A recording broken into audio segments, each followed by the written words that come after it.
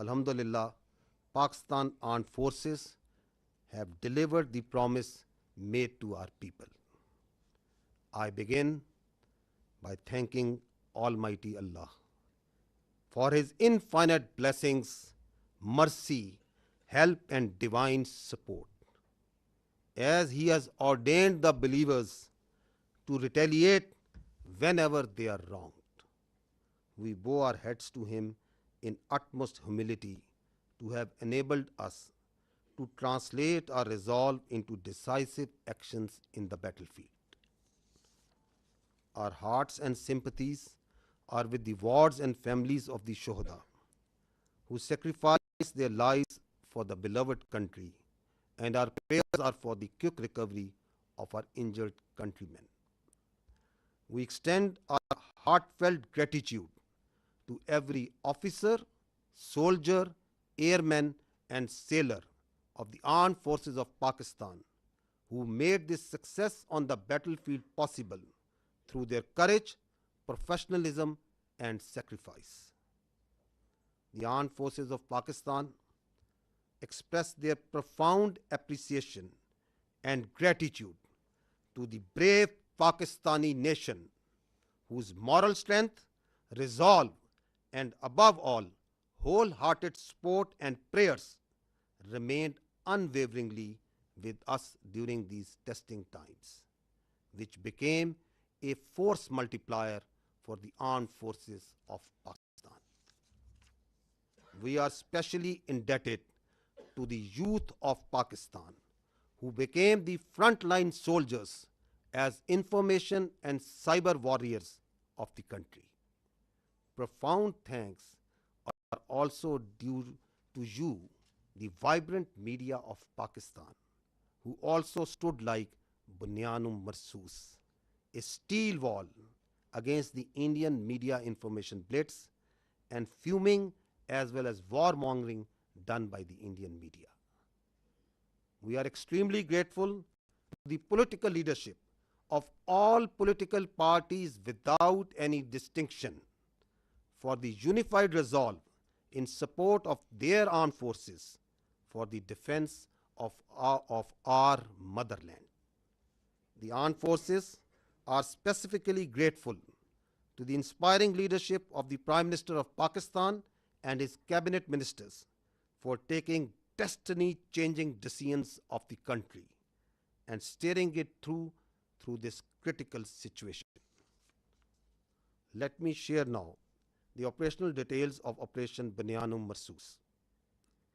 Ladies and gentlemen, Pakistan's response was a textbook demonstration of integrated tri-services jointness enabled by real-time situational awareness, network-centric warfare capabilities, and seamless multi-domain operations. This synergy across air, land, sea, and cyber domains allowed for precision engagements, overwhelming lethality, and rapid tempo. All platforms operated in synergy, delivering coordinated effects at carefully selected decisive points. Using precision-guided long-range Fateh series missiles F-1 and F-2 of Pakistan Army, precision munitions of Pakistan Air Force, highly capable long-range loitering killer munitions, and precision long-range artillery. 26 military targets as well as facilities that were used to target Pakistani citizens and those enterprises that were responsible for fomenting terrorism in Pakistan were engaged in Indian illegally occupied Jammu and Kashmir and also mainland India. The targets included Air Force and aviation bases at Suratgarh, Sirsa, Bhuj, Nalia, Adampur, Bhatinda, Barnala, Halwara, Avantipura, Srinagar, Jammu, Udhampur, Mamoon, Ambala, and Pathankot, which all sustained major damages. BrahMos storage facilities at Beas and Nagrota were also destroyed, which had fired missiles on Pakistan, killing innocent civilians or flower-like children. our ladies, and our elderly.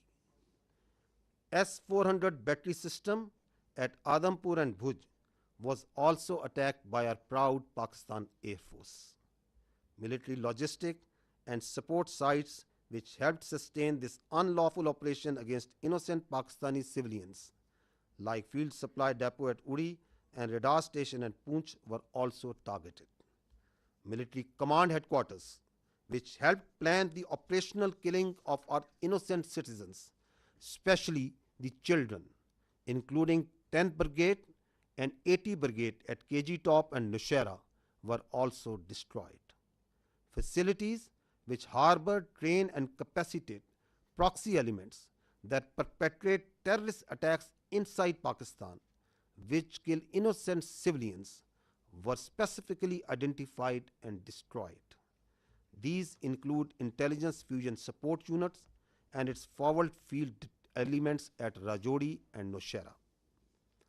Across the line of control, military elements including headquarters, logistic bases, artillery position, and posts that had caused civilian casualties in Azad Jammu and Kashmir through unprovoked artillery and small arms fire were relentlessly targeted and heavily damaged until they raised white flags and asked for restraint. India used drones to violate Pakistani airspace to intimidate our civilians and spread fear. All through Operation Bunyan AL Marsoosa, dozens of Pakistani armed drones hovered over Indian major cities and sensitive political and government facilities, including their capital, New Delhi. And from Indian illegally occupied Jammu and Kashmir all the way up to Gujarat to manifest clearly our lethal long-range unmanned capability to indicate the futility of the use of this domain in warfare. Pakistan Armed Forces also carried out comprehensive and effective cyber offensive to temporarily cripple and degrade critical infrastructure and services that were being used by Indian Armed Forces to sustain their operations. Let me tell you that Pakistan Armed Forces possess an adequate suite of very sophisticated niche military technologies, only some of which were used with restraint in this conflict, and there are many more such capabilities being kept as future surprises. Despite all this, let me say that compared to Indian relentless provocations, Pakistan's military response has been precise, proportionate, and still remarkably restrained. It was carefully calibrated to avoid civilian casualties and has exclusively targeted those entities and facilities which were directly involved in orchestrating and executing cold-blooded killings of Pakistani civilians and those carrying out terrorist attacks inside Pakistan. We must also inform you that Pakistan also sustained an abnormal and immediate spike in Indian-sponsored terrorism across Khyber Pakhtunkhwa and Balochistan while we were busy in operations on the Eastern Front. This vindicates that India is directly involved in fomenting terrorism in Pakistan, and its proxies were fully operationalized during this time to distract our attention. Pakistan Armed Forces are resilient, and simultaneously with the conduct of Operation Bunyan AL Marsoosa, we carried out most effective counter-terrorism operations in the western region without any pause. Operation Bunyan AL Marsoosa has been a great example of coming together of all elements of national power with overwhelming support of Pakistani public to effectively counter the threat to our national sovereignty and integrity and the threat to our great motherland. No one should have any doubt that whenever our sovereignty would be threatened and territorial integrity violated, the response would be comprehensive, retributive, and decisive. Pakistan Armed Forces thank and salute the Pakistani nation for its courage, resilience, and national fervor during this conflict. Let me finish with the Quranic verse from the Surah Anfal. وَيَمْكُرُونَ وَيَمْكِرُ اللَّهُ وَاللَّهُ خَيْرُ الْمَاكِرِينَ. They plan and Allah plans, and Allah is the best of planners. Pakistan zindabad, Afwaj Pakistan Pindabad. Now, ladies and gentlemen, I will read out this statement in Urdu for our citizens of Pakistan in general. बिस्मिल्लाहिर्रहमानिर्रहीम. आज मैं आपको पाकिस्तान की मुसल्लह अफवाज के operation बनियान मरसूस की कार्रवाई और इसके नताइज से आगाह करना चाहता हूँ, जो भारत की बुज़दिलाना फ़ौजी जहरियत के जवाब में किया गया। ये हमले 6 और 7 मई 2025 की दरमियानी शब शुरू हुए, जिनके नतीजे में मासूम शहरी, जिनमें ख़वातीन, बच्चे और बुज़ुर्ग शामिल थे, शहीद हुए। पाकिस्तान ने भारतीय जारियत और हमारे शहरियों के बेहमाना कत्ल पर इंसाफ और इंतकाम का वादा किया था। अल्हम्दुलिल्लाह, पाकिस्तान की मुसल्लह अफवाज ने ये वादा पूरा किया। मैं सबसे पहले रब्बे ज़ुल जलाल का शुक्र अदा करता हूँ।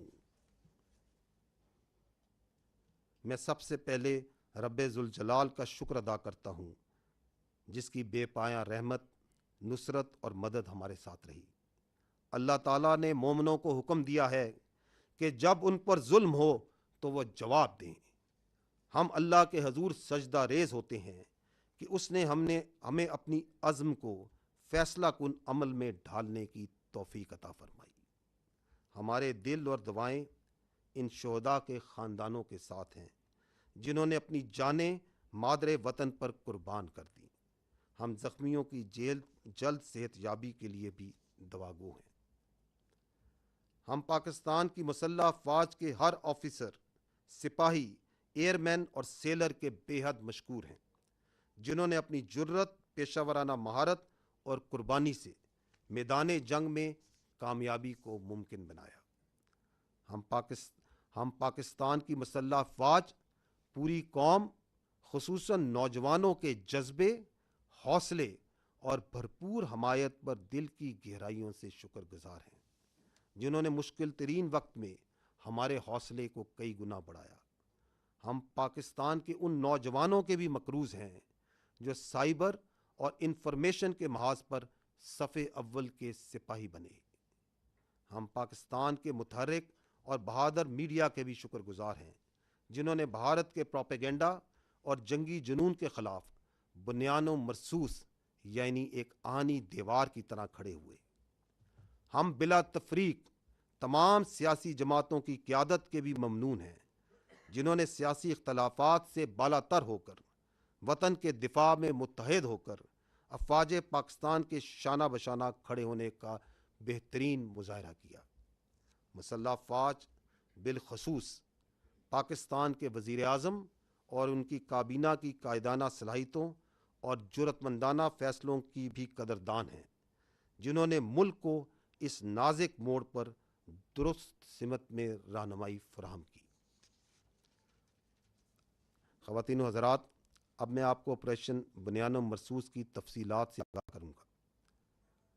पाकिस्तान का जवाब एक निसाबी नमूना था, जिसमें तीनों अफवाज की मुकम्मल हम आहंगी के साथ हकीकी वक्त पर सूरत हाल की आगाही, नेटवर्क सेंट्रिक वॉरफेयर और मल्टी डोमेन ऑपरेशंस की मुकम्मल सलाहियत बरोकार लाई गई। ज़मीन, फ़ज़ा, समुंदर और साइबर स्पेस में मुकम्मल हम आहंगी से अहम अहदाफ को तबाह किया गया।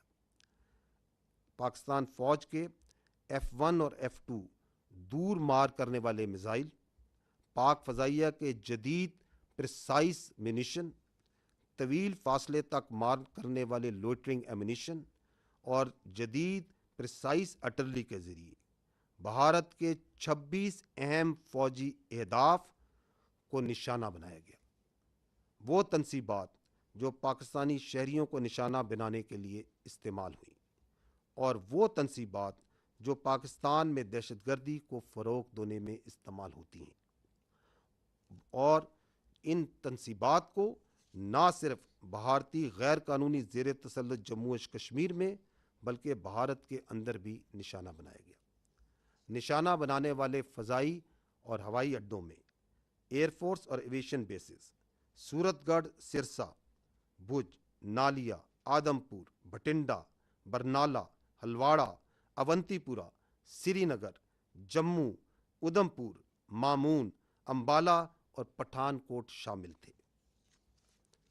بیاس اور نگروٹا میں موجود براموس میزائل کے ذخائر جو پاکستانی شہریوں پر حملوں میں استعمال ہوئے، ان کو تباہ کیا گیا۔ S-400 ایئر ڈیفنس سسٹم کو پاک فضائیہ نے بوجھ اور آدم پور میں نشانہ بنایا۔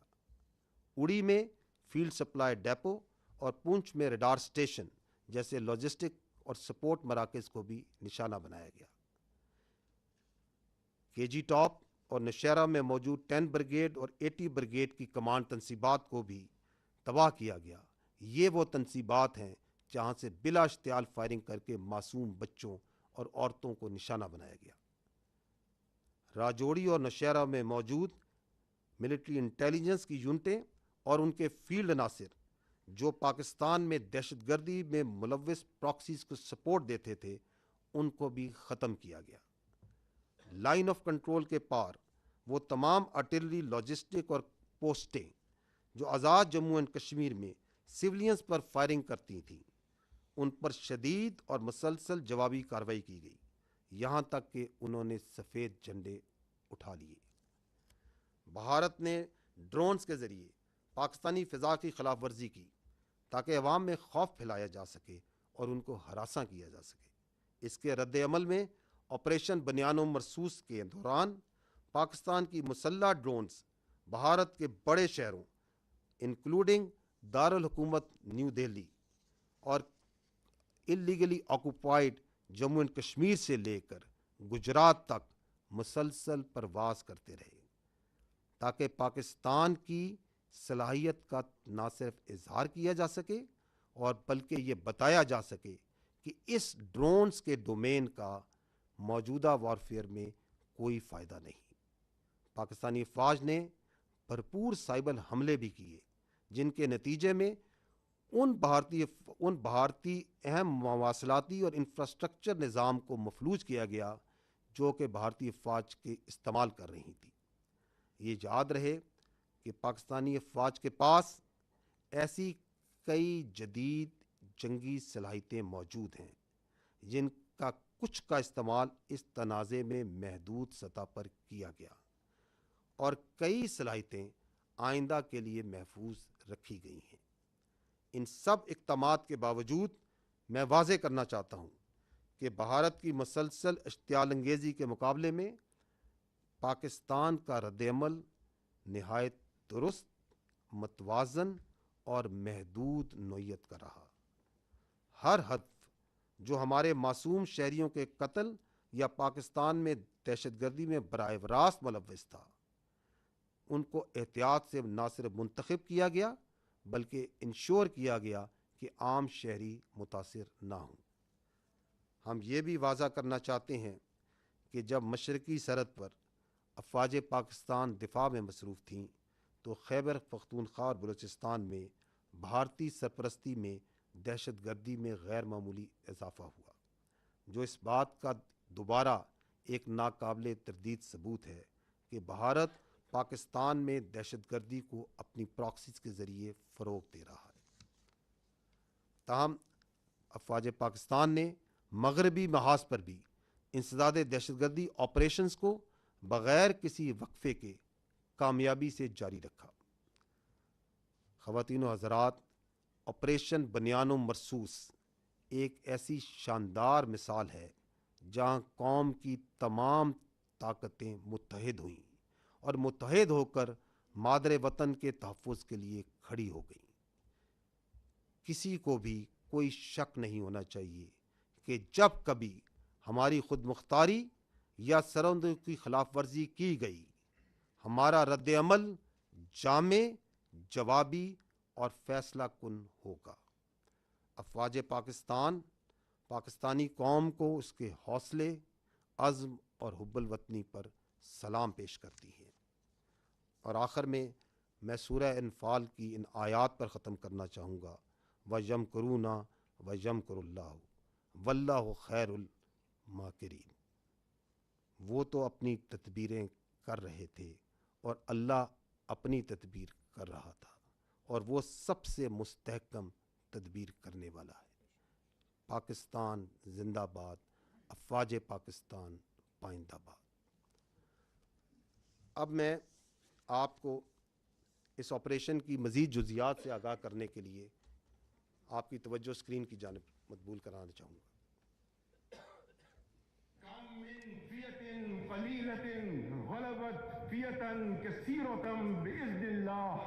And the translation reads, how many times it happened that a smaller force vanquished a bigger force by the will of Allah. History has proven that the complete nation and its armed forces have always stood together with all their might against any act of aggression. Alhamdulillah, we have the will, capacity and capability to protect our sovereignty and territorial integrity, and we are all well aware of the ways and means to do it. Our forefathers, they have sacrificed immensely, and we have sacrificed a lot for the creation of this country, and we know how to defend it. If this great Pakistani nation and the Pakistani armed forces, if 1.3 million Indian army with all their wherewithal, if they cannot intimidate us and they cannot coerce us, these terrorists can subdue the armed forces of Pakistan. ہم صرف یہ کہنا چاہتے ہیں کہ نہ ہم تمہاری طاقت، نہ تمہاری مکاری اور تمہاری جارحیت سے مروب ہونے والی قوم ہے۔ Now you just wait for our response.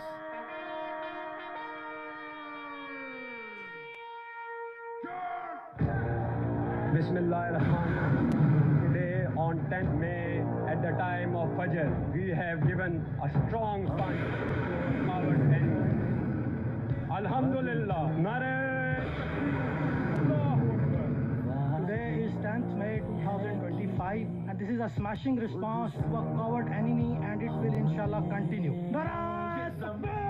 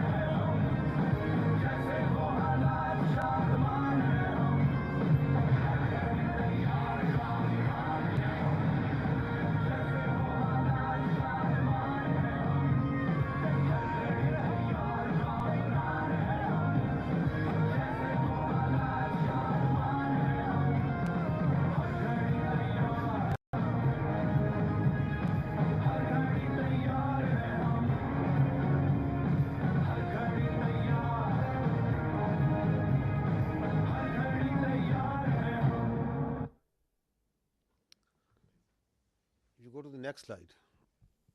If you remember, the armed forces of Pakistan promised you three things. We told you that we will give a befitting response to Indian aggression.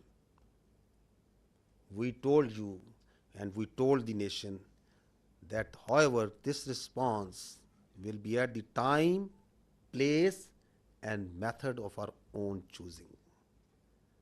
And we also told the nation that when we will hit the Indians, the entire world will come to know. And we also told that you will not require the Indian media to report to you the phantom strikes that they said that Pakistan is taking place. Didn't we tell you all these three things? We told you. And we also told you that as these armed forces say, we ardently love to embrace Shahadat far more than you fear death. So, gentlemen, this is how it culminated. Now I will show you another clip which will tell you the story. Pakistan says the country has launched a retaliatory military operation against India. Operation Bunyan AL Marsoosa, which translates to a firm wall of lead, is targeting military facilities in India. We have seen this pattern of strikes in the morning, then retaliatory strikes at night. It is hard to imagine from this moment where I stand that New Delhi won't want to respond. Pakistan's army said an eye for an eye. It's claimed that the counter-offensive is ongoing and that it's targeting air bases in India from which missiles had been launched. Just after morning fresh, there were series of loud explosions were heard across Jammu and Kashmir, including Uri, Nagrota, Jammu, Udhampur, as well as the major cities of Srinagar and Jammu. Pakistan decided to launch a massive retaliation that included fixed-wing aircraft, as well as drones, and also cyber attacks. They hit 8 air bases inside of India and Indian-controlled Kashmir. Important distinction, these are India proper as well as in Indian-controlled Kashmir. And those air bases, one of them they say that they've hit a sophisticated air defense system, and another one that they say that they've taken out a missile storage tank. Pakistan's military says the strikes are in retaliation for what it calls Indian aggression. Islamabad claims it has hit multiple military targets near the line of control. Pakistan responded with a relentless, a massive barrage of missiles and rockets, they say, Pakistan says, into Indian military facilities, bases inside India, air bases, weapons storage, and along that disputed line of control in Kashmir against military bases there. They say that this, from the Pakistan perspective, their communications, how they were communicating with Secretary Rubio, that really put India on the back foot. It didn't know what had happened. India, according to Pakistan, reached out to Secretary Rubio, reached out to the Saudis, reached out to the Turks, reached out to others to find a diplomatic off-ramp, got engaged after that onslaught in diplomacy, but telling the mediators that they were going to go on a pause on the Indian side. घबराहट एक तो लोगों की नजर आ रही है क्योंकि तमाम एयरबेस ध्वस्त होते हुए नजर आ रहे हैं, आग के गोले में बदले हुए नजर आ रहे हैं। सबसे ज्यादा जो चर्चा है वो ये कि जब आप अपनी एयरबेस को नहीं बचा सकते तो जनता को क्या बचाएंगे। बड़ी खबर निकल के सामने आ रही है, पठानकोट एयरबेस ते हमला होया है। जियां दादी के पठानकोट एयरबेस ते हमला होया, दूसरे पासे जम्मू एयरबेस ते हमला होया। ये पाकिस्तान की साइड से है, देखिएगा। अब हमें आवाज़ से ही पता लग जाता है, जो सीटी बजाता हुआ तेजी से आता है और हमारे करीब जोरदार आवाज़ के साथ फटता है, वो पाकिस्तान की तरफ से फेंका गया, पुंछ पर फेंका गया। देखिए उन्होंने जो किया है, पठानकोट, पठान हमारा आगे जिसको हम कहें एडवांस एयरबेस है, बहुत है। उन्होंने उधमपुर में किया है, ये किया है श्रीनगर के पास में किया है, अवंतीपुर में। सिरसा को आपने बताया एयरबेस है वहां पर, उसको उसने टारगेट किया है, और तो वो ड्रोन्स के साथ साथ अपनी बड़ी मिसाइल भी दाग रहा था। पूरी तरह से धमाकों की जो आवाजें हैं वो राजौरी, पुंछ के साथ साथ जम्मू के अलग अलग इलाकों में यहाँ पर सुनाई दे रही हैं। पाकिस्तान बिल्कुल आखिर में ये इस्तेमाल करेगा, और पाकिस्तान को शुरू में ही इस्तेमाल कर रहा है। और भी बहुत सारे मिसाइलों का जखीरा है, और इस इससे भी ज्यादा कारगर मिसाइलें। The attacks that have been coming in from the Pakistani forces, we saw how they lit up the entire border area all the way from the north in Kupwara, in Uri, where the ceasefire violations were taking place. Then we saw the drone strikes which were taking place in the Jammu area, all the way down to Bhuj. There were several attacks coming in from the Pakistan side, several drone strikes which were coming in from the Pakistan side. So again remember and see that didn't the whole world hear and report? Because that's what we promised. Your armed forces promised and delivered that. Now I would like to draw your attention to the next clip, that how the Indian Ministry of Defense itself reported this.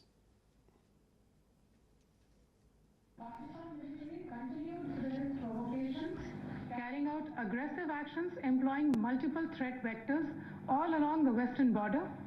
Pakistan employed UCAV, drones, long-range weapons, loitering munitions and fighter aircrafts to target military infrastructure. Pakistan military also resorted to air intrusions using drones and firing of heavy caliber weapons along the line of control. Air intrusion and several harassment attacks were also attempted from Srinagar till Nalia at more than 26 locations. Damage was sustained to equipment and personnel at Indian Air Force stations at Udhampur, Pathankot, Adhampur and Bhuj. There were also several high-speed missile attacks noticed with heavy damages to other military stations in Kupwara, Baramulla, Poonch, Rajouri and Aknoor sectors continued. Indian Armed Forces reiterate their commitment to non-escalation provided it is reciprocated by the Pakistan military. भारतीय सशस्त्र बल दोहराते हैं कि वे तनाव वृद्धि नहीं चाहते, बशर्ते पाकिस्तान भी ऐसा ही व्यवहार करे. So did you find even there from the Indian statements that did Pakistan attack anything other than military targets? No. Did any international media, even Indian media, what are they reporting? Precise targeting of the military installations, posts. We told you that we don't target civilians. Our religion does not allow us. Our culture does not allow us. Our professionalism of these armed forces doesn't allow us. That we will never target civilians. So they are even acknowledging that. And they are also saying that once they received the message, once they got the message, then who asked for non-escalation? Who requested that they want non-escalation, that the things should go down? So it's for all to see. So now I will request first Vice Admiral Rab Nawaz to give you a short brief on the naval operations that were part of the Operation Bunyan AL Marsoosa, followed by Air Vice Marshal Aurangzeb on the air operations. And after that, we will take your questions and answers. Thank you. Thank you, sir. Ladies and gentlemen, I'll very briefly talk about the role of Pakistan Navy in the defense of Pakistan during this particular crisis. And by the grace of Almighty Allah and with Almighty's help, we were able to defend Pakistan's sea frontiers and deter an enemy which is numerically superior. We kept the enemy at bay, and I'll just briefly talk about how we executed our operations. So essentially, protection of Pakistan's maritime interests and seaworld defense, that is the task of the Navy.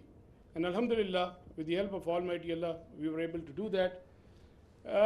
On any given day of the year, we maintain perpetual readiness.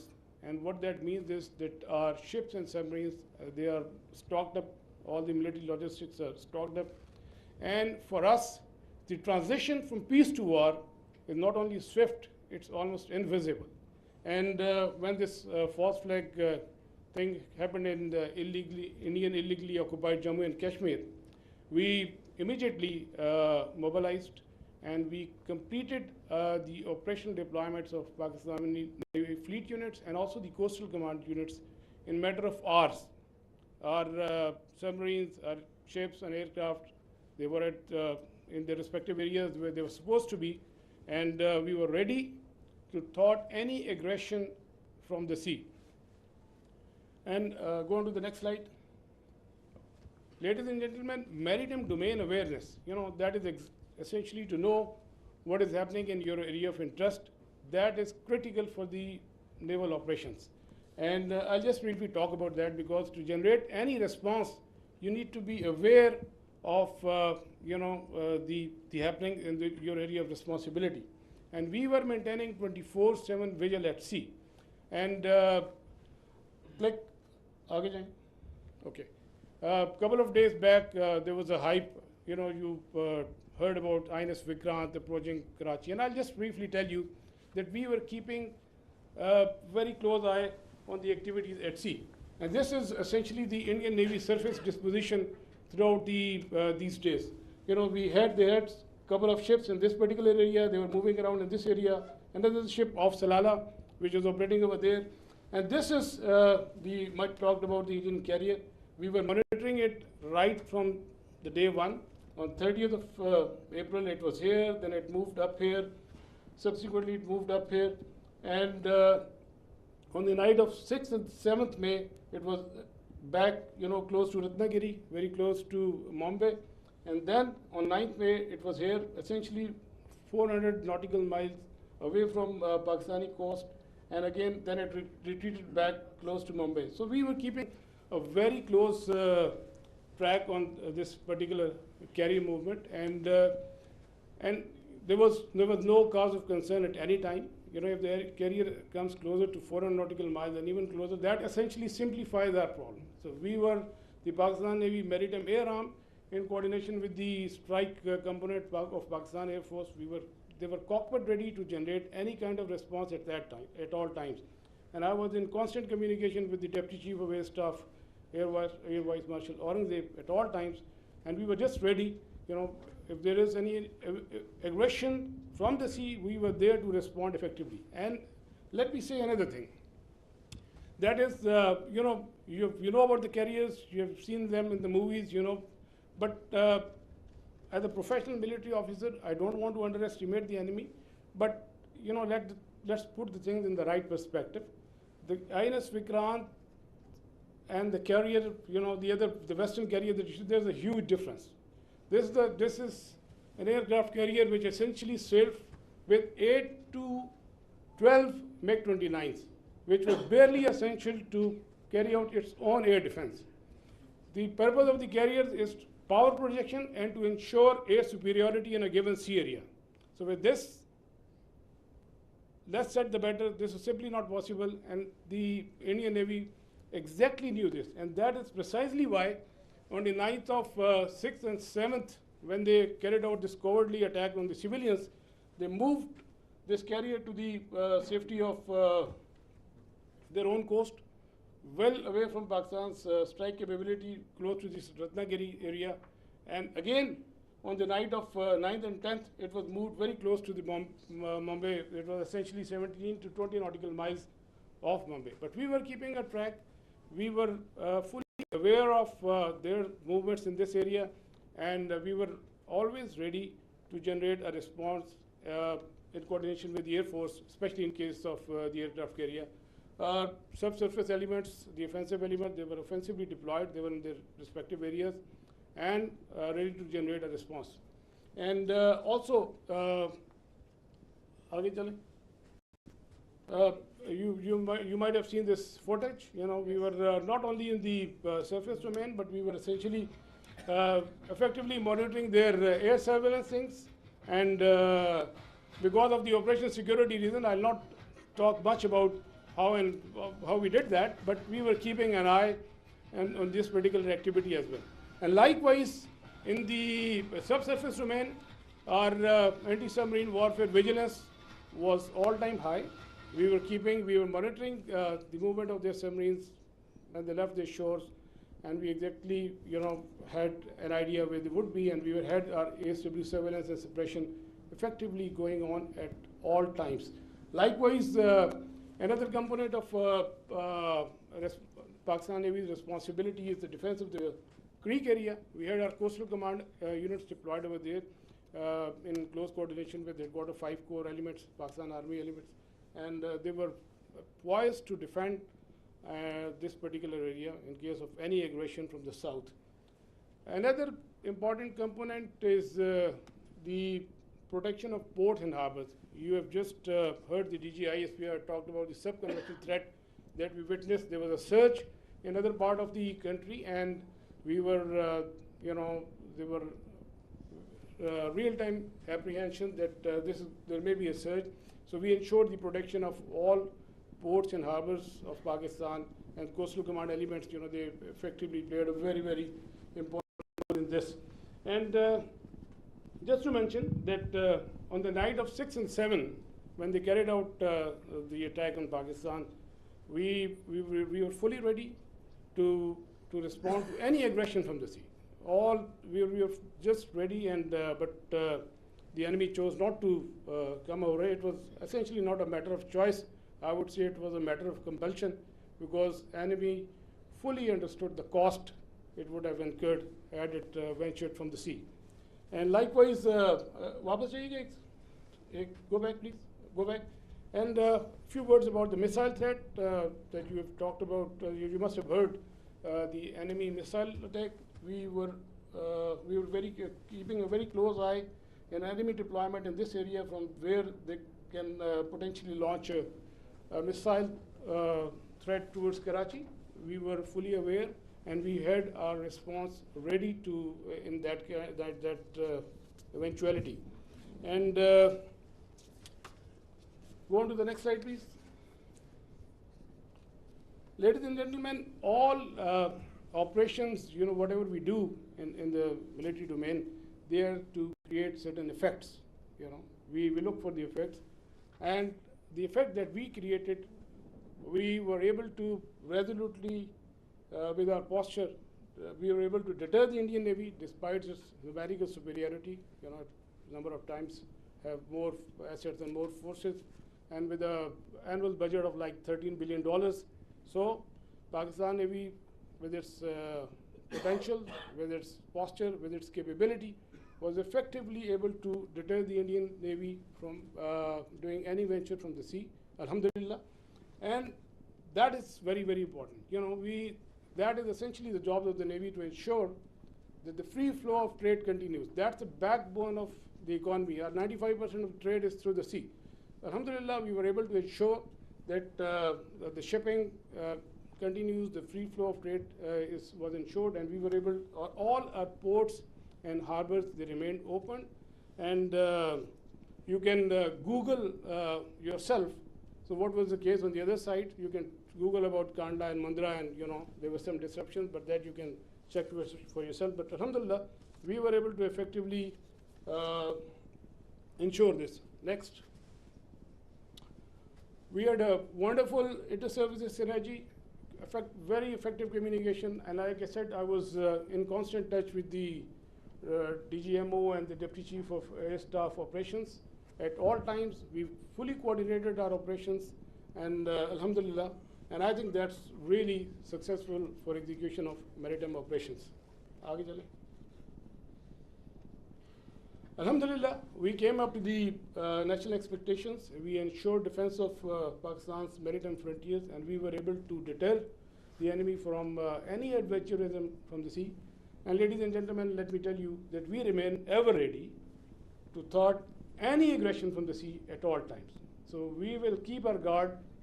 We always keep our guard, and inshallah we will keep our guard in days to come. And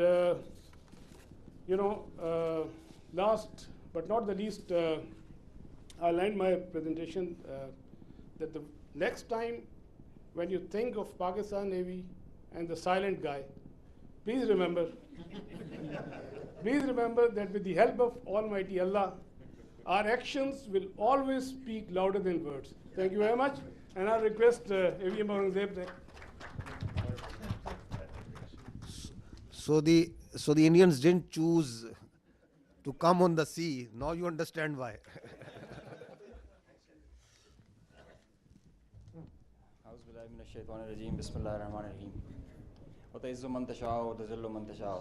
بيدك الخير وهو على كل شيء قدير. On behalf of Pakistan Air Force, Chief of the Air Staff, Pakistan Air Force, I stand here with you all with deep-rooted humility and gratitude. I am so thankful for Allah helped us in achieving whatever we desired, even whatever we deserved, more than what we deserved. For being able to be up to the task for PF, as they say, second to none. Ladies and gentlemen, as the DG ISPR mentioned, I am Deputy Chief of Air Staff Operations. I'll pick up from where I left day before yesterday. PF versus IF, 6-0. The PF's response has strengthened Pakistan's national security, alhamdulillah. And it has even strengthened our commitment, the enduring commitment the PF has for stability and peace. But I have no doubt, and I can say with assurances, that the real genius and the mastermind, the cerebrum behind the design and the aim and the structure, the game plan of PF was the Chief of the Air Staff, Air Chief Marshal Zahir Ahmed Babad Sidhu. He asked us to do 3 things in our response: re-establish deterrence, neutralize key threats, retain control of air. And I will show you in my presentation how we try to do that. Slide. During the befitting response that we generated in our first episode, we attrited the IF's pride, the Rafales, resulting in this entire fleet almost coming to a standstill in a ground position. You could see that they were not flying after that, at least not close to their western border. This reduction in flying to bare minimum actually reduced their liberty of action. They curtailed their options. Slide. This is the Pakistan's air defense environment. Pakistan air defense environment is offensive, it's integrated, it's credible. And I'll show you. IF initiated having no space with their manned aircraft, they initiated with their unmanned aircraft operations, targeting Pakistan's civilian population and their infrastructure. Here you see all these spots all across the swath of drones and UAVs who are coming inside our territory, which is being picked up by all our radars from the moment they were entering, even before that. Slide. Now, PF's air defense environment is suitably configured to detect enemies' low RCS radar cross-section, high and slow speed platforms. That you can see that they are all visible by the time they are entering. Slide. So the anti-drone systems of Pakistan Air Force and Pakistan Army also, and Navy, they rendered the enemy US drones attacks ineffective by spoofing, jamming, and making their systems, rendering them unserviceable. Slide. All drones with low cross-section also were detected, rendered useless through utilization of the indigenous GPS jamming systems that we have, the data and the SATCOM link denial that we created through our indigenous systems that we have made ourselves. So whenever those systems were attacked with the soft kill, they had their error induced into the GPSs and they were going haywire. And whenever they were coming closer to any civil population or a civil area of high value, a direct or a hot kill was achieved on them. Slide. So here you can see they were neutralized mid-air with the hard kill whenever they were coming close to any population or any area. Being in a sparsely populated area, they were left all around and they were applied with the soft kill. Slide. Now, after that, when the US chapter was over and they were fearing PF's retribution, in utter desperation, the IF resorted to a highly escalatory, very irresponsible surface-to-surface and long-range vector application. You can see this is Suratgarh and this is our base Rafiki, this is our eastern border, and you can see the BrahMos, high-speed BrahMos traveling almost at 3,000 kilometers per hour, who are going over there and coming, numerous, one after another. And now they were being attacked with PF's soft kill. We were inducing the errors into them, into the GPSs, which increased their CEP. The probability of missing their target increases. And hard kill was also achieved. Here you see one of the US has gone, if by the end of the slide you will see one of the US has overshot the target and gone ahead. This is the radar picture. You can see that they are going, this target will, this BrahMos will miss the target and will go ahead and fall in some no man's land. And they are being, one after another, they are coming back, crossing the borders. They are being picked, slide. They are being picked as soon as they are being launched. So real-time launch, mid-flight and terminal phase of all SSM, PF has the capability. Our air defense system, as I just mentioned, is very offensive, integrated, and credible. So here you see that they are being launched from Bhuj area. This is the southern part of the country. And this is our airfield Bhulari. You must have mentioned, you have seen there were a lot of mention from the our counterparts. Here you see this BrahMos is coming.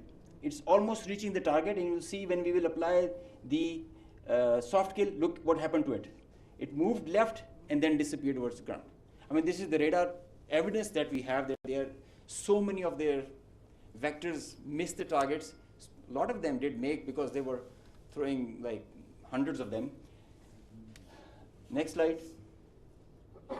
There is one more very interesting thing that I would like you to all see. This is where it is launched from our eastern side towards Jaisalmer. This is our airfield Shahbaz, Jacobabad.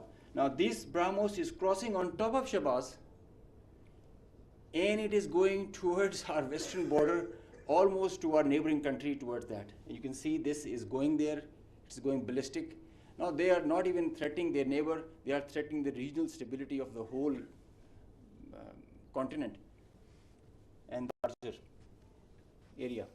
So effective sensor to shooter grid that was made by PAF, and the potent hardened soft kill capability that led to the missed target opportunities for lots of their surface to surface and long range vectors. Slide. Now this is another thing that I want you to all to see. This is a launch of a high speed projectile that has been launched from their area surrounding Adampur. Now these are the vectors where our radars are picking them, and it is disappearing short of Amritsar area within their own territory. I mean, this is the most absurd kind of a targeting psychology or practice that you would see, that you are not only targeting neighboring countries to your enemy, if they consider it, and your own people as well, jeopardizing their safety. I mean, this is the high-speed project impacting within own territory, and we have other pictures for that also. This is the repeat occurrence that happened the other night also. Slide. Now the PF's response, I would like you all to pay attention to that, because this is kind of a dizzy slide, but I will go one by one so that it's all clear. PF's response, PF's effective spectrum warfare, which supplemented the kinetic ops that we envisaged to take. The integrated, seamless, synchronous utilization of EW, cyber, and space domains, coupled with the synergetic all-domain offensive response, which orchestrated following a very intricate targeting mech, the mechanism that we undertook to engage the targets, of swift, calibrated, effect-based approach to operations, which was undertaken across complete swath of the Indian Western Front. Now you have seen in the video montage that the whole border was exposed by PF and our armed forces. So starting from the north across LOC till Kandla, with targets including airfields, ammo dumps, as far and as deep as Delhi. I mean, you can say something about Islamabad, which is a stone's throw distance, and Delhi, with, as the DG ISPR mentioned, some other cards up our sleeves with more ranges. The Barnala C2 center, which is the heart of their IACCS, and other airfields, Nalia, Bhuj, and Kandla, as they mentioned, you can see, Google it also so that you can see the effects. PF's hypersonic missiles, unmanned force, standard weapons, and long-range vectors all were on the menu for the multi-domain operations that we undertook. So PF's utilization of niche and disruptive capabilities struck deep inside the enemy. And there were like hundreds of drones that were there. Hypersonic, engaged targets, deep, precise, lethal, destructive. Slide. Just go back. I will explain the slide that is coming ahead. So our aim was to achieve ascendancy in effects so that we manage the escalation. Throughout the conflict of whatever length it was, we had the escalation management at our side. So within a short span of time of couple of hours, we had really saturated our friendly neighborhood. Next slide. This much talked about S-400 threat. As I mentioned that we were giving special attention to the Rafales in the air, so we gave our remaining part of our attention to the S-400 on ground.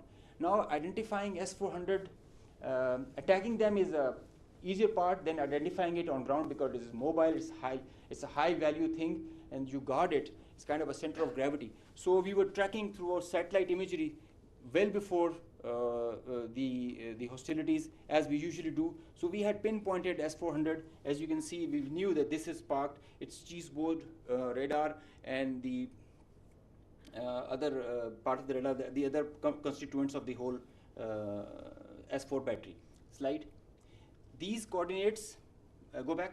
These coordinates were ortho-rectified by our space department, so that you have a very precise engagement. Whenever you are throwing and employing long range vectors, you really need very precise coordinates so that you don't miss. So S-400 was at Adampur was targeted like that. Next. As I mentioned, some niche technologies and capabilities were employed. So our loiter munition and killer drone strike at PF. At Adampur, you can see this was their complex and command and control, magnified before and after. It's not there. Now these kind of pictures, loads of pictures are there for targets. So I need not to show them. They were saying it themselves, as you saw on the montage. So PF's response remained very effective, very potent, and very effect-based. Slide. Time and place of own choosing, displaying bold, aggressive, and unwavering resolve of military leadership. I must take a moment to mention what kind of a pressure you have when this kind of a conflict arises, and I must appreciate the leadership, both the Chief of the Army Staff and Chief of the Air Staff, both. They were both very resolute and very clear in giving instructions to all of us who are the players towards the Navy, Army, and the Air Force. And that is perhaps the reason we were so sure about it, what we have to do. In speed and direction, sometimes you have to prioritize direction more than the speed. So we had the correct directions to follow. Slide. With unprecedented reach, precision, lethality, while avoiding collateral, as we have seen in the video montage. PF hit maximum number of IF airfields in a single operational package since 1971, because they crossed the international border since that, so we had to do that. Slide. While re-establishing deterrence, Pakistan negated the setting of a new normal under the hegemonistic design of a supremacist regime through swift and effective response. Slide. On a closing note, from Pakistan Air Force, PF remains committed to ensure Pakistan's airspace sovereignty and pursue peace with strength. Thank you. So, ladies and gentlemen, after these presentations, you can understand that Army, Air Force, and Navy, the tri-service synergy that was exhibited, and all the three services acted jointly like one body. And just a mention on the air bases that were targeted by the Indians. We have the post damage assessment report from all. There has been certain infrastructure damage. Of course, there has been. Only one aircraft has minor damage, which will be repaired and soon operational again. So, because the air defense system of Pakistan worked efficiently and very effectively. A few examples of that have been given to you by the AVM Aurangzeb. The drones that came in, 84 was shot and they never went back. And we also promise you that they can send anything. Whatever they will send, it will not go back. So that's a promise also that we kept. So now we can start with the question and answer. And before that, we again first bow our heads in humility to Almighty Allah for giving us this great success, and the people of Pakistan for the support that was with the armed forces. And the armed forces and the people of Pakistan were one body again. They worked together for thwarting this threat against this motherland. So we can have the first question.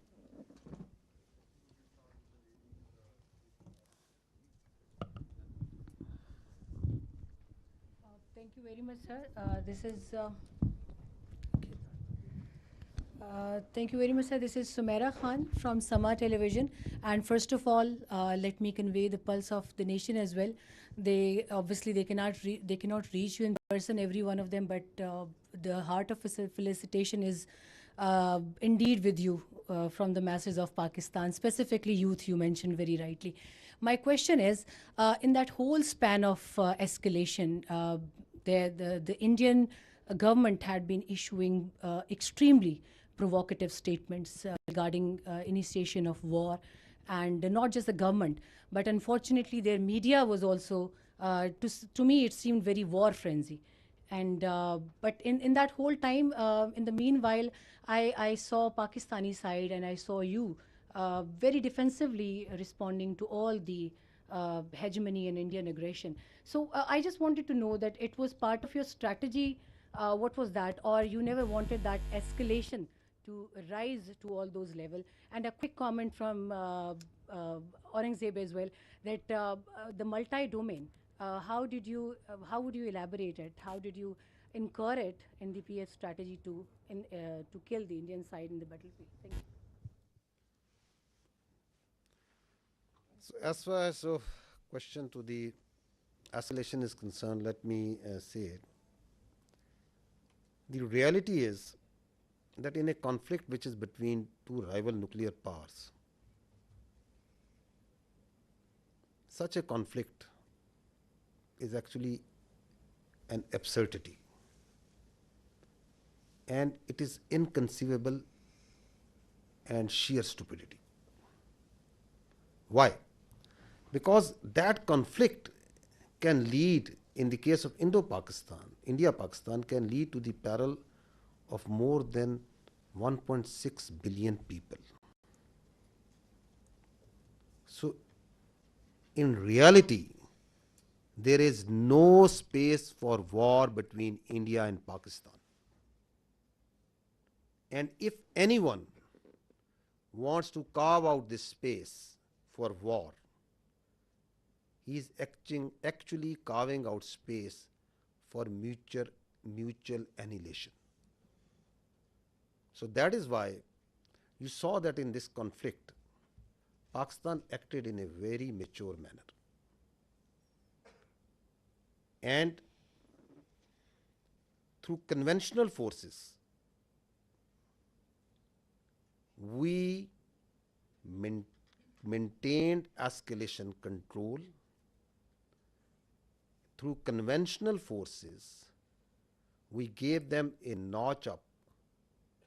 two-notch up response, while also ensuring that these forces, the Pakistan Army and the other forces that were employed on the Western Front, on the counter-terrorism operations, no pull is also exerted on them.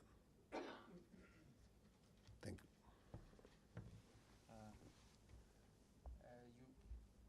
Can you hear me? You just asked regarding the multi-domain operations.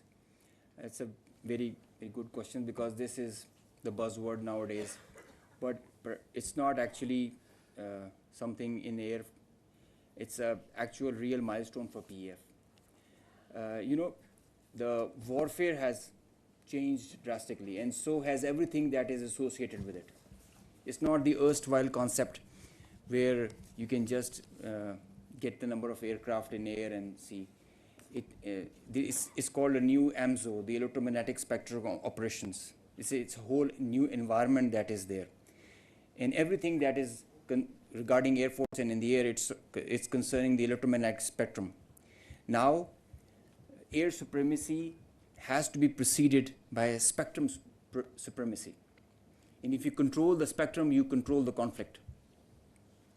So Pakistan Air Force, and especially this is a thing that is pursued so vigorously by Chief of the Air Staff, that we have to have that spectrum warfare capability. And you saw how we manifested it. It is a combination of EW, space, cyber, air, land, and sea, command, control, communication, infrastructure, information. All these things, they are in the wider spectrum of electromagnetic operations. And that is how you create an environment. You create a EW web that you manifest in the whole operations. It has to be choreographed at each step, and when to administer what. And it has to be preconceived. I mean, you can't do it randomly, and you cannot just do it on your whims. So you have to understand the whole idea and whole architecture. It might get pretty technical, but multi-domain operations is the need of the day, and all those air forces who kind of relegate it, they end up in the wrong side of the barrel. So Pakistan Air Force prioritizes it. We have our own Spectrum Warfare Operations Center, which is controlling the even in a small battle or an engagement to a larger campaign. Because now all the players who are there, all aircraft, they have so much of sensors, and there is so much of fusion going on, the data links, the software-defined radars, they're all thriving on the electromagnetic spectrum or being challenged by it. So each player is taking a campaign-level decision, the kind of information he is having. And if he doesn't get that information, he is redundant. So electromagnetic warfare is the need of the hour, and multi-domain operations is what carries you, propels you to perform and achieve the mission success with mission survivability, denying the same to the enemy. Thank you. My name is Kiran. I'm from the Khorasan Diary. Sir, I have two questions on what basically I need confirmation. Is that one, when President Trump tweeted about the ceasefire, they said that Pakistan and India can talk in a third country. और अभी जो शाम में Indian authorities की meeting press conference हुई है, they said that the DGMOs spoke, in which Pakistani DGMO asked for ceasefire first, and tomorrow there is a call already planned at 1200. Meanwhile, the IAF said that their operation is still continued. So what is Pakistan's strategy tomorrow when the two DGMOs are going to talk? And the second thing is that, as international media also reported, that Pakistan has Indian pilot in the custody. So do we have Indian pilot in our custody? And if we have, are we going to return her or him? So I can confirm you very clearly, we don't have any pilot in custody. This is all social media chatter. This is all part of the multiple source of fake news and propaganda that keeps on, that has been generated from multiple sources. As far as your first question is concerned, let me say it very clearly and put it on record. Pakistan never requested. The fact of the matter is that on the night of 6th and 7th May, once those ghastly and cowardly attacks were made, the Indians requested after those attacks. And Pakistan gave a very clear response that we will communicate back only after we have given the response that this and retribution that this act deserves. So on 10th of May, after that response and retribution, but those military establishments, those units, those places from where the attack on the civilians, the innocent civilians, the children was made, once they were neutralized and taken out. And on the request and intervention of the international interlocutors, we responded to the already made request of the Indians. And if you see publicly, what's on the public record? What I have shown you just now. What was the public position of the Ministry of Defense of the Indian Armed Forces? Who was asking for non-escalation once the just retribution of Pakistan Armed Forces have gone? So I think the record publicly, the facts speak for themselves.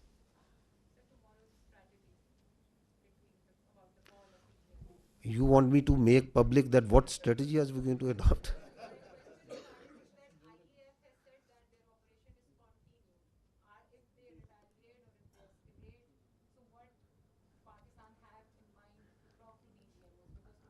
For any threat, anything that they can pose, posture, your armed forces are always vigilant and ready. We have proved it on ground multiple times. We can prove it. So, and we don't respond. And we are not here for a response that what they said. And so it's not that what they said that I have to say.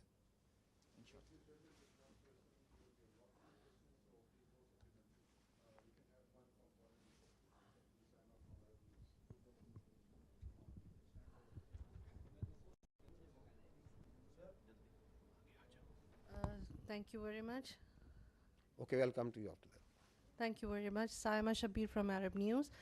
Sir, my question is related to tomorrow's meeting by DGMOs. Pakistan has declared the suspension of Indus Water Treaty as an act of war. So if tomorrow on the agenda this Indus Water Treaty suspension is on the table and India does not call it off, I mean, it does not regulate it again, and it is suspended till the time. So what would be the strategy by Pakistan Army, because Pakistan has called it an act of war? So the position of the government of Pakistan on the Indus Water Treaty is absolutely clear, and no further comment is needed on that.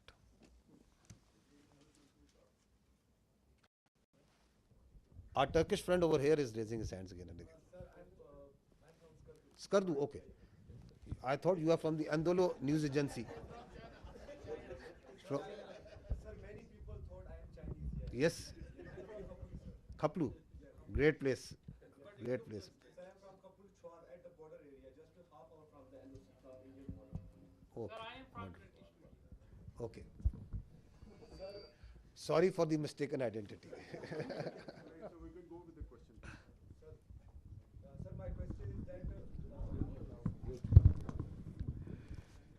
Ahmad Mansoor 24 news से ताल्लुक़ है।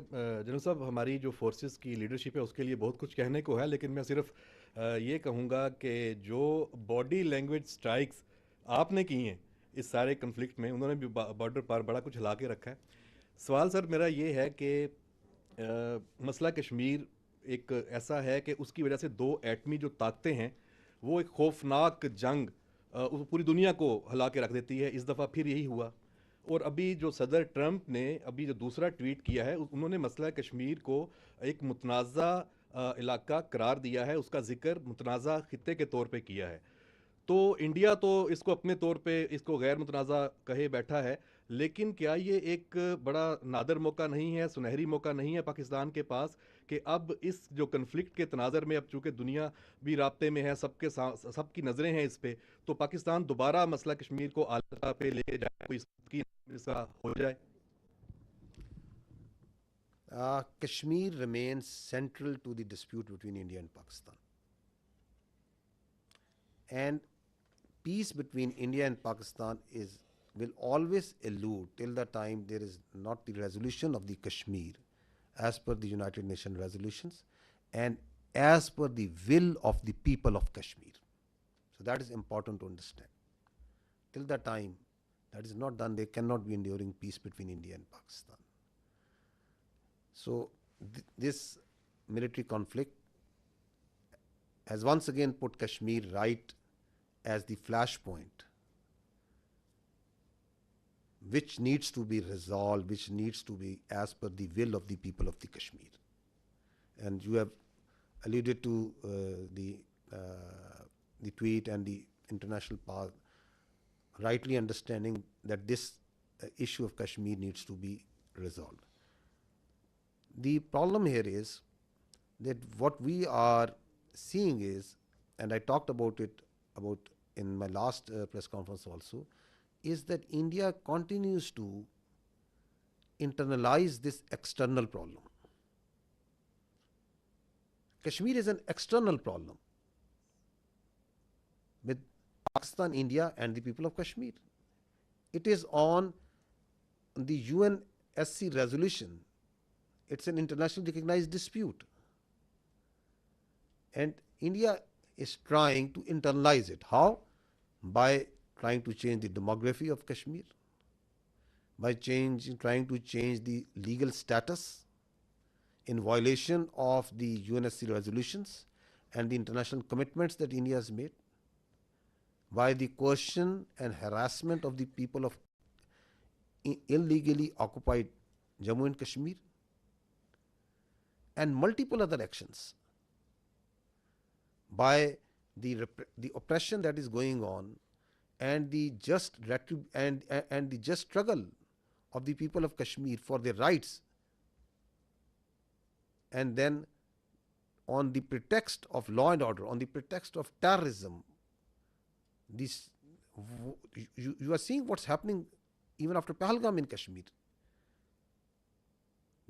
Houses of the people are being bulldozed, blasted. People are being taken into custody, and not in dozens, but in hundreds, in thousands. You have got so much security forces, so many intelligence people, so much state power put in that very small place. The rights of the people, the plight of the women, the plight of the children. So it's an international issue.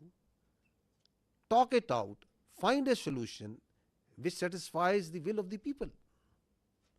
So that is what needs to be done as far as Kashmir is concerned.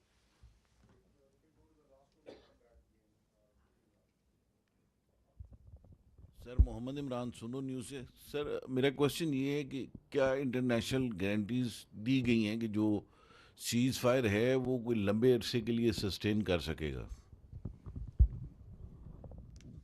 You see, being the spokesperson of the armed forces of Pakistan, I can state with 200% certainty that the Pakistan armed forces are holding the line of control ceasefire. No violation is being made by Pakistan Army or the armed forces. Because we are a professional army and we strongly abide by the commitments that we make, and we follow in letter and spirit the orders of the political government. That's what the professional army does. Now, if you see in reality what's happening in Pakistan, Pakistan is celebrating peace. You go to the streets and towns of Pakistan, the Pakistanis are celebrating peace. Does it make any sense for Pakistan to start violating the commitment that we made? It doesn't make any sense. Because we are a peace-loving nation. Peace within and without. However, if there is any aggression, we will respond, and we respond then.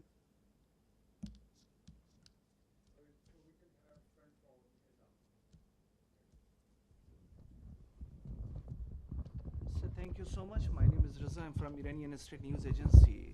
If you allow me, I have a question from the Honorable Vice Admiral. So thank you. We have seen the activities of the Navy before the escalation and the readiness. as the Indian Navy P-81 was being closely tracked and even seen on media, why Pakistan Navy decided not to shoot it down? And you refer to the limitation facing by the Indian aircraft carrier. Keeping in view the limitation of the Indian aircraft carrier, can you please explain us to why India have not brought its carrier to, for so-called possible attack? Thank you very much. Thank you very much for the question. Okay. First of all, like I told you that the war is not fought in isolation by a single service. So, whatever we do, it's a very well coordinated effort. So, all actions are calibrated amongst the three armed forces at what time, what is to be done. So, at that time, when that was the video of 4th and 5th of May, we just demonstrated that we were keeping a very close vigilance. And I've mentioned our, the very effective coordination and collaboration with Pakistan Air Force. So I'll not go into those details because of the operational security reasons. But essentially, that was simply to send across a message that if we can track, so we can go to the next level, but that is based on the national decision-making line. That's not an isolated. The Navy will always act in sync with the all three services, and that would be a national security decision-making thing. So when the time will come for that to happen, so inshallah we will respond in that fashion. The aircraft carrier, I mentioned, for example, we can have that slide, Kazim, if he's here. So this is the aircraft carrier which is having 8 to 12 MiG-29s, which is barely enough to carry out its own air defense. And aircraft carriers, if the Western air carrier, if you talk of the Ford class aircraft carriers, they carry like 75 plus aircraft. And the purpose is to project the power and to have the air superiority in a theater of war. Yeah. So, and that is how they influence operations from sea to land. So here, in case of INS Vikrant, the aircraft that it was carrying, they were barely enough to protect, to carry out its own air defense. And the question of projecting power ashore or to maintaining an air superiority in a theater, in conflict theater, that's simply not possible. We know that, the Indian Navy understands that, and that is why it was more of a psychological, trying to create a deception or a psychological effect. And we fully understood that. And like I said, we were always ready. Had there been any aggression, we, in close coordination with Pakistan Air Force, we were always ready. They were cockpit ready to generate a response. We have a mechanism worked out with the Pakistan Naval Aviation assets and Pakistan Air Force assets. So the response was always ready. And this is simply, let me say it politely. I did mention that as a professional military officer, I don't want to underestimate the enemy, but let me tell you candidly that INS Vikrant, with its present capability, it's effective essentially in the IO domain, and which essentially you saw that article in the Telegraph and that hype about. So essentially, its effectiveness is restricted to the IO domain, and had it not been the case, it would have projected the power ashore and it would have created some effect. So they understand the limitation, and we also understand that. Thank you very much.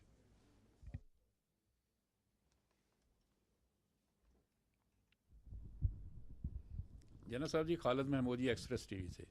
जना साहब, Indian media ने जो 3 दिन में तूफ़ान बर्पा किया, उसको तो हम अच्छी तरह जानते हैं, उसका जवाब भी उनको दिया गया। आज जो उनकी स्पोक्स पर्सन थे, मिलिट्री स्पोक्स पर्सन, उनकी आज प्रेस कॉन्फ्रेंस हुई, उसमें उन्होंने बताया कि बहावलपुर में जो उन्होंने टारगेट किया था, उसमें रऊफ़ नामी शख्स को उन्होंने टारगेट किया था, और उसको वो बहुत हाई वैल्यू टारगेट अचीवमेंट उसको शो कर रहे हैं। आप बताइएगा कि क्या ऐसा कोई वाक़या वहाँ पे हुआ और इसकी हकीकत क्या है? I think this question was discussed day before once we had the last press conference, and because this was discussed in this point was made by this, so we have pulled out the same video clip. So I'll just see that first so that you can see what the fact of the matter is. If you can, if we can run that clip, because the reality is for everyone to clear, is obviously for everyone to see. So you see, yes, this one. If you just stop here. So this is the Indian High Commissioner in UK who is showing on international media picture of a person leading the prayers. You can see that. Now he is saying that this man is brother of an alleged person who is in incarceration, that this man is the brother of that terrorist, the alleged terrorist that they say. Now run this. If you can run this clip. This person here is a sanctioned terrorist under the American sanctions regime. His name is Hafiz Abdur Rauf. So he's saying, stop here. So he's saying he is Hafiz Abdur Rauf, who is a sanctioned terrorist, and this terrorist is leading this prayer. So he is a High Commissioner of the Indian government. No, go ahead. That you're mentioning. Look who's behind it. Pakistani military. Look at the coffins there. They have the Pakistani national flag. Masood Azhar's brother has been killed in Operation Sindoor. That's Maulana Now stop here. Rauf Azhar. Masood Azhar. Kindly, please. So what he's saying now, their media is saying that no, this person has died. So at the same time, he's dead for them. At the same time, he's alive for them, to whom to believe. So what we did was, we tried to reach out this man, because there was a person who was leading the prayers. Now we'll show you that man. Abdul Rauf Azhar killed in Operation Sindoor. Your own Pakistani military has said that Masood Azhar's family has been killed. I'm quoting the Pakistani military. No, stop here. No, please stop here. Kindly, please. No, the misinformation that is being spewed from the Indian side is being also picked up by international media, because they push it out so aggressively and so much that a very a journalist of an international media is saying, believing that the brother of the story, because that story has been told, has been given to her by a very top-ranking official. And she's saying that the military officials of Pakistan have said that. Where is that record? At what time ISPR, myself, anybody has said and made any comment about him? Now he is this man. His name is Hafiz Abdur Rauf, who is actually leading the prayers. And listen to him what he's saying. जी एक जनाजा पढ़ाने की मुझे बड़ी ही शदीद तकलीफ है और रंज भी है कि बगैर किसी तस्दीक के, बगैर किसी तहकीक के मेरे बारे में इतनी बड़ी बड़ी बातें और बैनुल अक़वामी चीज़ें बयान कर दी हिंदुस्तान ने और उनके मीडिया ने, जो बिल्कुल ही मुज़क्किर खेज़ है, जिसका हक़ाइक़ से क़तन कोई ताल्लुक़ नहीं है। मेरी ज़िंदगी सबके सामने है। मेरे माँ बाप उस्ताद थे, मैं खुद तालीम दोस्त आदमी हूँ। मैंने पहले कॉलेज में पढ़ा, स्कूल में पढ़ा और बेहतरीन मेरी एजुकेशन रही। So he's saying, I am surprised that I am being talked by the Indian media. So my parents were teachers. He's got 3 daughters, son, and he is born in March 1973. You can see his details, family details and everything over here. So we are actually surprised that even today, then again, they have come out with the same thing.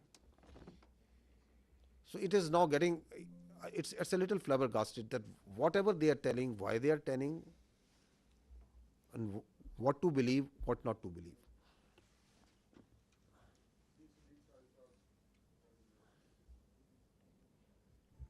Sadiq साजा जी, एक news से रब नवाज साहब आपसे सवाल है कि अभी थोड़ी देर पहले INS विक्रांत के हवाले से बात हुई, क्योंकि इंडियन सोशल मीडिया जो था और उनका अपना मीडिया बहुत ज़्यादा हाइप क्रिएट कर रहा था, और फिर उसके बाद टेलीग्राफ की एक स्टोरी आई, फिर कराची की बंदरगाह के हवाले से कि उसके ऊपर अटैक होने वाला है। फिर आप देखते हैं कि इंडियन नेवी जो है वो हमसे 3 गुना वो बड़ी है। तो लेकिन आपने ये भी कहा कि ہماری تو فورس جو ہے وہ خاموش فورس ہے، تو کیا یہ جو خاموشی تھی کسی طوفان کا پیش خیمہ تھی جس کی وجہ سے وہ اٹیک نہیں کر سکے؟ کیونکہ ادھر تو لڑائی ہو رہی تھی اب آرمی کی بھی اور فضائیہ کی بھی. جی بہت شکریہ. وہ انڈین میڈیا نے تو آپ نے دیکھ لیا تھا کہ وہ کراچی پہ وہ اور باقی بھی لاہور کی بندرگاہ پہ بھی قبضہ کر لیا تھا جو آپ نے دیکھا اس پہ، تو وہ تو let's keep that aside. So again میں نے کہا نا کہ یہ بھی جو ٹیلی گراف کی بھی جو ساری یہ انفارمیشن آپریشنز ہیں اور جو میں نے آپ کی کیپیبلٹی بتا دی، and Indian navy also understands کہ اس کی کیا کیپیبلٹی ہے، اور اس کی فار ایگزامپل کراچی سے قریب لے کے آنا 400 میل میں نے آپ سے کہا even at that range and if it comes even closer so that makes it extremely vulnerable. They understand it perfectly well. ایک تو جو کوآرڈینیٹڈ تھریٹ ہے naval air arm and the Pakistan air force جو جنریٹ کرتی ہے وہ، اور even جو ہماری سب سرفس ایلیمنٹس ڈپلائڈ تھے تو وہ دے فلی انڈرسٹوڈ ایٹ آل ٹائمز کہ کیا تھریٹس ہیں. لیکن ظاہر ہے کہ میں نے جیسے کہا کہ جو وار کی پروسیکیوشن ہوتی ہے that's not an isolated service matter, that is coordinated at all 3 services level. تو وہ اس میں جو ڈیسیژن میکنگ ہوتی ہے وہ اسی حساب سے ہوتی ہے. اور لائک یہ میں نے کہا نا آئی او ڈومین میں جیسے آپ نے ٹیلی گراف کا ذکر کیا اور پھر وہ ایک تھوڑی سی تشویش سی پہلی، تو وہ more of I O domain میں تھا. وہ تو جب اس سے بہت پہلے بھی جو ہے around I think 23 26 of April بھی جب وہ کاروار سے نکلا تھا تو اسی دن وہ کراچی پہ پہنچ بھی چکا تھا، تو وہ بھی اس دن آپ نے ان کی میڈیا میں دیکھا ہوگا. تو وہ یہ سب اسی آئی او ڈومین میں تھا. اور capability they all understand and while I am not undermining لیکن I am just be factually correct. We understand we have our plan ready, اور مطلب اگر کوئی ایڈونچرزم کی طرف آتا ہے تو we will take them down. Thank you very much. وی نیوز سے ہوں سر. اس میں جو آپریشن ابھی لانچ کیا گیا تھا اس میں کافی اسلامک ٹرمنالوجیز یوز کی گئیں. بنیان مرسوس جو انڈین میڈیا سے تو پروناؤنس بھی نہیں ہو رہا تھا، اس کے علاوہ فالمغیرات صبحن یہ صبح کے وقت اٹیک کیا گیا جو کہ ایک سنت تھا. تو یہ کس کی کیا حافظ صاحب کا آئیڈیا تھا؟ یہ کس طرح پلان ہوا ہے؟ دیکھیے پاکستان کی جو افواج ہیں، پاکستان کی جو فوج ہے اس کے اندر جو اسلام ہے it is part not personally of our beliefs of each one of us, it is part of our training, it is part of our faith. Iman, taqwa, jihad fi sabilillah, that's what drives us, that's our motto. And alhamdulillah we have a chief of army staff who has a strong belief. تو leadership جو سی ہے جو اوپر ہوتی ہے اس کا جو belief ہوتا ہے، اس کی جو کمٹمنٹ ہوتی ہے وہ ٹرانسلیٹ ہوتی ہے انٹو ڈفرینٹ طریقوں سے آپریشنس میں بھی. تو یہ جو نام ہے یہ کیا بتاتا ہے؟ یہ بتاتا ہے کہ یہ مومن ہوتے ہیں جو اللہ کی راہ میں لڑنے والے ہوتے ہیں، وہ سیسا پلائی ہوئی دیوار کی طرح ہوتے ہیں. دے آر دیٹ اسٹیل وال. الحمدللہ اللہ کے فضل سے پاکستان کی افواج جو سی ہیں they acted like a steel wall.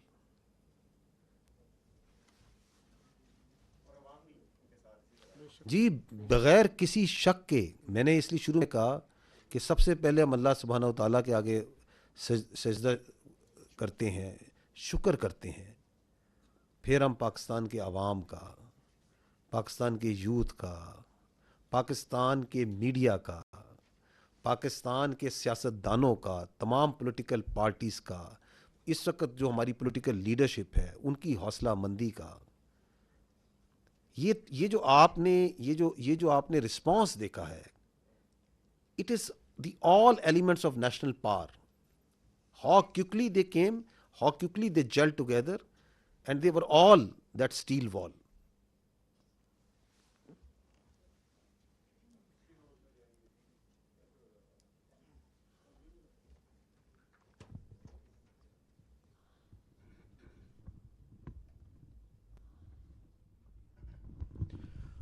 Sir, Faisal Raza Khan, I am from PTV World. My first question is related to Pakistan Air Force. Beside the congratulations you have got 6-0, Uh, Definitely. So my question, you were talking about spectrum supremacy, and this question is related to the cyber warfare and the space warfare that Pakistan Air Force successfully, whether it was the jamming or taken over of the satellite, and what was the nature of that satellite, whether that was the military one, because whole of the command and control system of the adversary, they always utilize those satellites for any action. That's one. And with the silent guy of Pakistan Navy, Vice Admiral Rabnawaz sir. Sir, in Pulwama, we have seen on 4th of March 2019 when Pakistan Navy successfully detected the Indian nuclear capable submarine. And in Navy terminology, we always say detection means destruction. So beside P-8I Poseidon, whether you have taken over any sort of a signature of the Indian submarines, because in submarine warfare, most of the times naval assets, number one is the submarine that always go off the harbor and get into the enemy territory. So have ever you have got any sort of a signature in any sort of your asset, from any sort of your asset, any signature of the adversary? Thank you, sir. Sir, please. Thank you very much. Thank you very much for your question. And you're right that we did make a mention of that detection on 4th of March in 2019 after the Pulwama incident, when we detected one of the submarines south of Pasni at that time. I will, because of the operation security reason, not like to comment on that, but let me tell you this thing, that we had a very effective anti-submarine warfare surveillance during this time. We exactly knew, when the submarines left their harbor and where they were likely to be deployed. And we also had a very effective deterrence operations in play, which I think they were successful in keeping these submarines at bay. So beyond that, I will not like to comment on any further. Thank you very much. Regarding spectrum supremacy, just like I mentioned, it's a critical component, a very vital component, cardinal for the electromagnetic spectrum, and that we have cyber and space. They come hand in hand with EW. With the satellite, the satellite that was jammed was a military satellite used by them. The downlink is scuttled. It leads to decision paralysis if done on a continued level. There is no communication where beyond line of sight platforms are acting, so they kind of get redundant. Whenever any payload is within line of sight, it is working on certain other principles. When it is going beyond, it goes on SATCOM, and the SATCOM is denied, so its effectiveness is reduced to almost nil. And so is cyber, where the services are denied, the nodes, the C2 structure that are working over there in the whole architecture. So it's a kind of a paralysis that takes place, whereby cyber and space, they go hand in hand, and that is how you carry out the spectrum supremacy. I just mentioned it is Pakistan Air Force is really going into it with full momentum. Our Chief of the Air Staff is leading this initiative, whereby we are entering into this domain, and it gives you cross domain effects.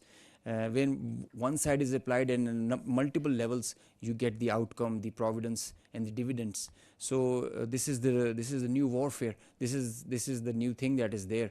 As soon as the things are getting digital, wireless, we are relying on electromagnetic spectrum more and more, and so this becomes imperative that we have control over the spectrum.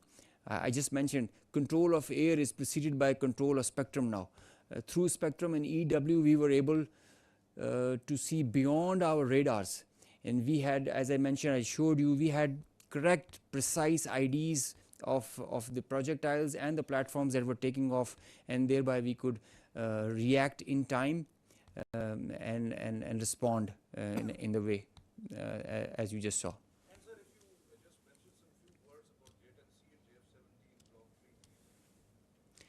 JF-17 is a very potent platform. Pakistan is employing them very effectively, as you just saw. JF-17 is the pride of Pakistan, and the Block 3 has added potential, enhanced combat potential and effectiveness with the payloads that it carries. All these targets that were engaged were done by JF-17 Block 2 and 3. It has the ESA radar. So J-10 is a very good thing. As you saw, it's not the fact that the Rafale is a bad plane. Rafale is a equally potent, very potent aircraft. I mean, if employed well. But it's how you're with all in all fairness and jokes aside, it's all the training. I think it's the, as I mentioned, the direction, the leadership that propels you in that direction, gives you confidence, and the support of the nation. That's the foundation the Pakistan Air Forces and the armed forces are standing on. The support of the nation and the way you look at us right now and always do. This is what drives us. This is what drives us. Thank you.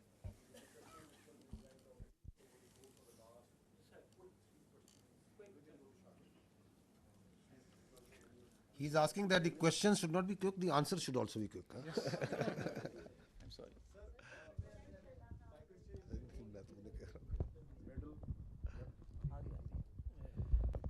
Sir आज Indians की तरफ से press conference की गई थी, उसमें इतराफ़ किया गया जब उनसे पूछा कि राफेल गिरा है तो उन्होंने कहा कि जंग में नुकसानात होते रहते हैं, तो दुश्मन की तरफ से इतराफ़ करना कितना उसका इम्पैक्ट है। दूसरा सवाल ये है कि सर एक दिन पहले जब नायब सदर से सवाल किया गया कि इंडियन पाकिस्तान कशीदगी चल रही है तो उन्होंने कहा it's none of our business, लेकिन वो क्या हुआ कि एकदम से उनका बिजनेस भी हो गया और उन्होंने मोदी की कॉल भी की। कहा जा रहा है क्योंकि सेंसिटिव इन्फॉर्मेशन उनके साथ लग गई थी। तो क्या नेशनल कमांड अथॉरिटी की जो मीटिंग थी उसके बाद हालात बदल गए, जज्बात बदल गए? आप राफेल का कर लो जी। देखिए, हम एक बड़ी प्रोफेशनल एयरफोर्स हैं। इंडियन एयरफोर्स भी बहुत प्रोफेशनल एयरफोर्स है, एक आर्म है, and we have a kind of unsaid unwritten vow in between that हम एक दूसरे की प्रोफेशन उस पर कोई वो नहीं करते। My job is to defend my country, his job is to defend his and perform his duties. They can appreciate it. I appreciate it that they have accepted it, because it's evident. You can see it in the air, on the ground. Everybody is looking at this, satellite pictures for that. So he had no other choice, I guess. I told you there are 3 Rafales that are missing. So one MiG-29, one Su-30. जो आपने बात की, देखें मैं आपको पहले ये अर्ज किया है, and I will repeat it.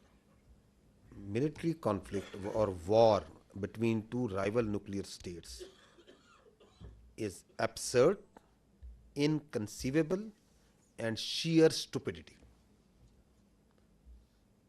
So, once the India thinks that it wants to carve out space for war between India and Pakistan, it is not carving out space for war. It is a recipe for mutual annihilation. Therefore, there is no space for war, and the world knows it. And you saw it. In this conflict, Pakistan exercised escalation control. We acted very maturely. We used our conventional forces, we gave up notch-up response, and we didn't even pull any force from our western front. We kept on continuing to give conducting the counter-terrorism operations without any pause. And while doing that, we were the one who were maintaining escalation control. And you saw that manifestation, that on the morning of 10th, who is asking that we don't want to de-escalate. We don't want to escalate. And if Pakistan is willing to de-escalate, then we will also de-escalate. Who is asking that? Publicly. So the escalation control was with Pakistan. We were acting very maturely, and we understand that this notion of carving out space, it is madness. And that's why you said, that's why what you referred to, the world community, the international players, they very well understand that.